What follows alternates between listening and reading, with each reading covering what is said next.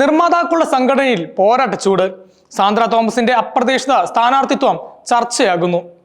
ചലച്ചിത്ര നിർമ്മാതാക്കളുടെ സംഘടനയായ producers association തെരഞ്ഞെടുപ്പ് അടുത്തിരിക്കെ പ്രസിഡന്റ് സ്ഥാനത്തേക്ക് നടികൂടിയായ നിർമ്മാതാവ് സാന്ദ്ര തോമസ് മത്സരിക്കാനെത്തുന്നത് സിനിമാ ലോകത്ത് വലിയ ചർച്ചകൾക്ക് വഴിയൊരുക്കിയിരിക്കുകയാണ്.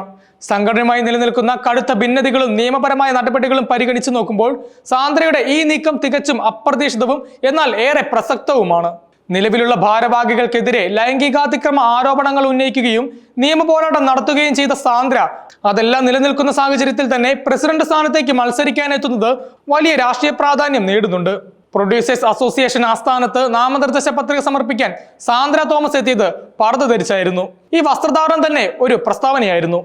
മാധ്യമങ്ങളോട് സംസാരിക്കുമ്പോൾ സാന്ദ്ര ഇത് വ്യക്തമാക്കുകയും ചെയ്തു. ഇപ്പോഴത്തെ ഭാരവാഹികൾ ഇരിക്കുന്ന ഈ അസോസിയേഷനിൽ വരാൻ ഏറ്റവും ഉചിതമായ വസ്ത്രം ഇതുതന്നെയാണെന്ന് ഞാൻ കരുതുന്നു, സാന്ദ്ര പറഞ്ഞു. തുറിച്ചുനോട്ടവും ലൈംഗിക ചുവയുള്ള സംസാരവും ഒഴിവാക്കാൻ വേണ്ടിയാണ് താൻ പർദ്ദ ധരിച്ചെത്തിയതെന്നും അവർ കൂട്ടിച്ചേർത്തു.